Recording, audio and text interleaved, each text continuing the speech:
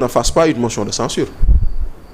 Ah bon? Ah oui, parce que la loi bi wax loolu dafa permettre, si le premier gouvernement engage la responsabilité du gouvernement sur une loi ou un projet, la loi est adoptée s'il n'y a pas de motion de censure dans les 24 heures. dañ ko bind mu ngi ci loi bi dans les 24 heures. Donc il faut espérer et prier, et j'espère que les opposants ne vont pas déposer. S'ils déposent une motion de censure, elle doit être étudiée dans les 48 heures. Ok. Donc yooyu noonu également c'est prévu, mais pour man on ne doit pas arriver à ça. On devrait permettre à ce gouvernement d'avoir son budget et de l'exécuter. Maintenant nag charge après d'organiser un dialogue sur le budget. Okay. À travers les questions orales, les questions d'actualité et les questions au gouvernement. C'est important. Pape Demba Thioune, sur cette question concernant le vote du budget qui a été fait sans débat. Xam nga. Man maa ngi ci kanamu article 68 de la Constitution du Sénégal. Lan la wax sur ce sujet. Daf ne l'Assemblée nationale vote les projets de loi de finances dans les conditions prévues par la loi organique. Fallait loi des finances. Alors, mu ne le projet de loi de l'année qui comprend notamment le budget est déposé sur le bureau de l'Assemblée nationale au plus tard le jour de l'ouverture de la session ordinaire qui a été aujourd'hui. Alinéa 3, on vous dit l'Assemblée nationale dispose 60 jours. 60 jours. ñaari weer. 60 jours pour voter les projets de loi de finances. 60 jours. te ñu ne la. le budget doit être dañ ci war a pare au plus tard le 31 décembre. Exactement. Le 31 décembre c'est quand? C'est mardi. Donc c'est impossible. C'est impossible, non? Donc nous sommes dans une situation exceptionnelle. Oui. Et cet même article dafa prévoir bu ñu nekk situation bi lan la ñuy def. Qu'est-ce qu'on fait? Si aujourd'hui il y avait pas cette possibilité de l'article 86 dañuy ñëw ci article bi jël ci benn condition. Il y a 3 possibilités. Président dañu ci jël benn la ci jël. Ma ne la ñu ne la première condition ñu ne si par suite d'un cas de force majeure le président de la République n'a pas pu déposer le projet de loi des finances de l'année en temps utile pour que l'Assemblée dispose avant la fin de la session fixée, mooy aujourd'hui, du délai prévu à l'alinéa précédent, mooy 60 jours yooyu, la session est immédiatement et de plein droit prolongée jusqu'à l'adoption de la loi des finances. La deuxième condition, mooy la si le projet de loi des finances n'est pas définitivement voté à l'expiration du délai de 60 jours prévu ci-dessus, il est mis en vigueur par décret compte tenu des amendements votés par l'Assemblée nationale et acceptés par le président de la République. C'est-à-dire que suñ fi nekkoon ñu xam ne 31 décembre c'est le mardi et que lii yëpp mënuñu voter mbir mi te délai bi 60 jours yi dañ koy dépasser. Président de la République day bind décret présidentiel day koy signer compte tenu des amendements yi nga xam ne député yi ñoom lañ def ñu daal di koy proposer moom mu accepter ko mu daal di signer le décret bi nga xam ne dafay valider le projet de loi de l'année 2025. Si on n'avait pas appliqué li ñu tuddee les dispositions de l'article 86 léegi ñu ne la troisième condition bi si compte tenu de la procédure prévue ci-dessus de la loi des finances de l'année n'a pas pu être mise en vigueur avant le début de l'année financière, le président de la République est autorisé à reconduire par décret les services votés. Léegi nag bu fekkente ne tey lii yëpp amul par exemple voté wuñ ko ñu ne waa léegi député yi voté wuñu dara teguñ dara lu leer. Président am na sañ-sañ projet bi Macky Sall bàyyi woon fi daaw. projet boobu mu daal di ko reconduire. Donc kon fii da ngay gis ne te ñu ne la bu ñu defee loi le président a 8 jours pour promulguer ko ñu ne bu fekkente ni dafa am urgence président de l'Assemblée nationale daa di wax ne président il y a une urgence dañuy réduire ces délais là 8 jours yooyu à sa moitié donc c'est 4 et toujours s'il y a une exception. Léegi nag le Conseil constitutionnel sera saisi très bientôt. Est-ce qu'il n'a pas été saisi d'ailleurs? Parce que l'urgence est là. L'urgence c'est que avant mardi balaa mercredi le 1er janvier war nañ ci pare. Donc il y a urgence. Donc les conditions c'est quoi? Que l'Assemblée nationale signifie cette urgence au président et que le président saisisse le conseil et que le conseil réponde de manière très urgente pour qu'on finisse avant le 31. Sinon, il y a un délai de 6 jours à respecter par le Conseil constitutionnel avant la promulgation de la loi.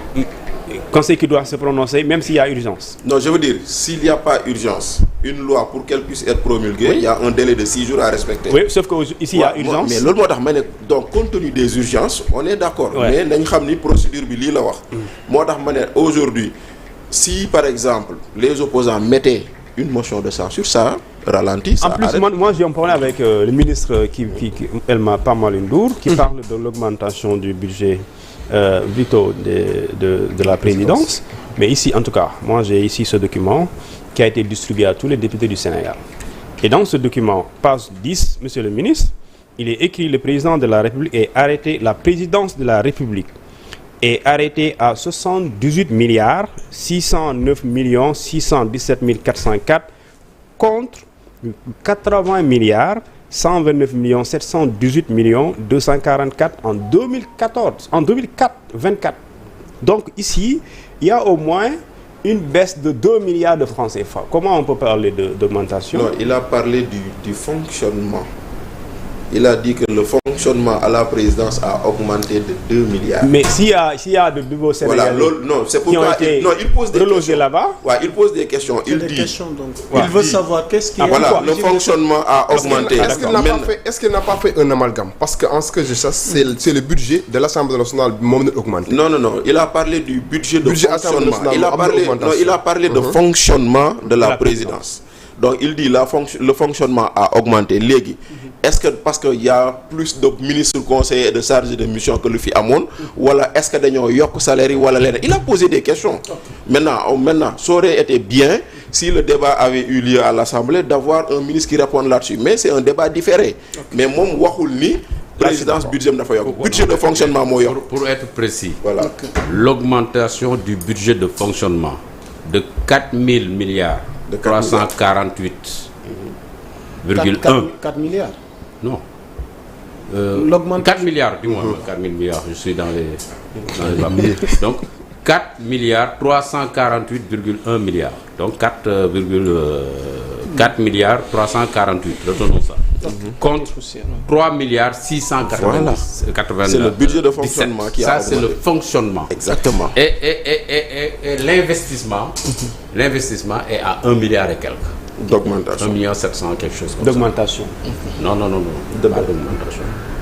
L'investissement est à 1 milliard 700. Non. Voilà, c'est ça qui m'a conduit à la confusion tout à l'heure. L'investissement, en réalité, l'investissement est à 1000 milliards.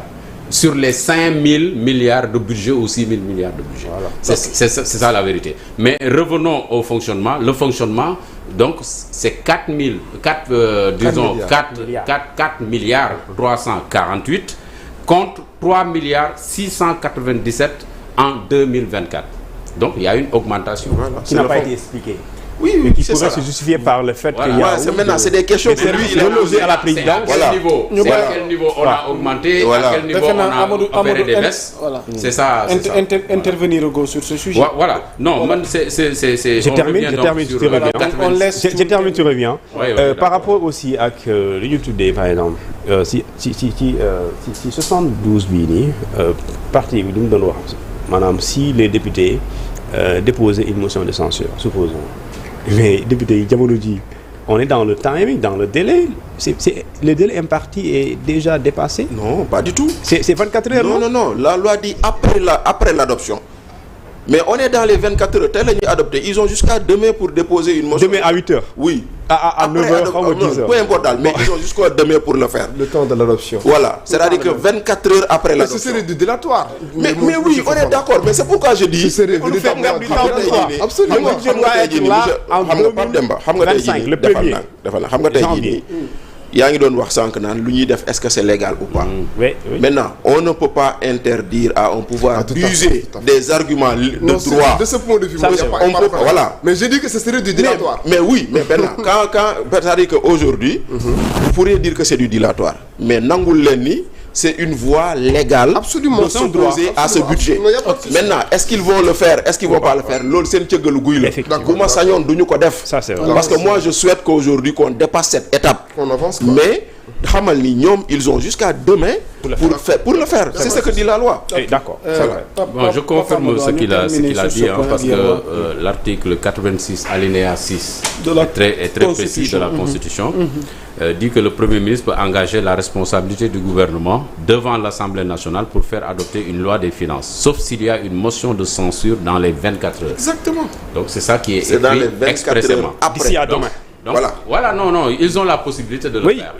S'ils le font aussi, ils resteraient dans la légalité. Voilà. S'ils ne le font pas aussi, tant mieux. Donc, on continue. Parce que pour l'instant, on a besoin de résultats. Il faut on les attend au tournant. Pourquoi? Parce qu'ils ont fait autant de promesses. Il faut quand même qu'on les laisse exécuter pour qu'on puisse savoir est-ce qu'ils sont capables de le faire ou pas.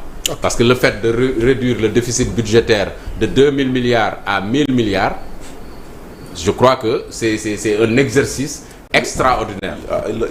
Voilà, c'est un exercice extra. De passer de 11,7 je crois à comment dirais-je, j'ai les chiffres, hein, donc il faut que je les retrouve, mais je reviendrai sur le déficit budgétaire. À 7,8 contre 11. Voilà.